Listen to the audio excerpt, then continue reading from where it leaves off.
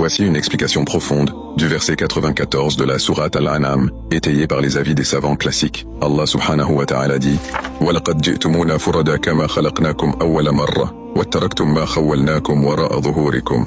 Et vous voilà revenus à nous, seuls, comme nous vous avons créé la première fois, ayant laissé derrière vous tout ce que nous vous avions accordé.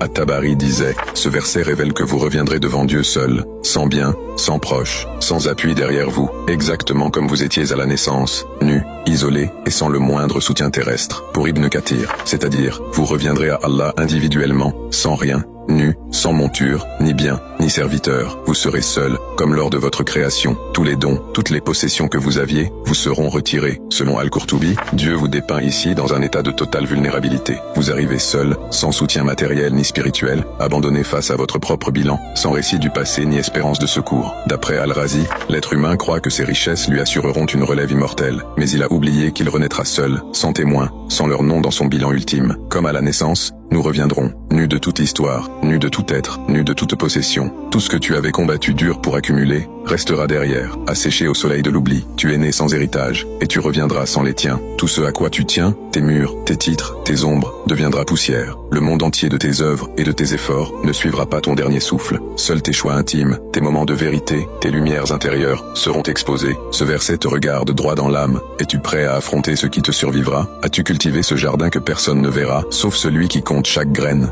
La résurrection n'est pas une vision lointaine, elle est une lumière voilée au cœur du quotidien. Réveille-toi, dépose ce qui t'encombre, purifie ce que tu emporteras, car la dernière victoire ne sera pas celle que l'on voit, mais celle que l'on vivra seul, face à Allah. Qu'Allah inscrive ton nom parmi les habitants de la Jannah, ici et dans l'au-delà. Tape Amin en commentaire.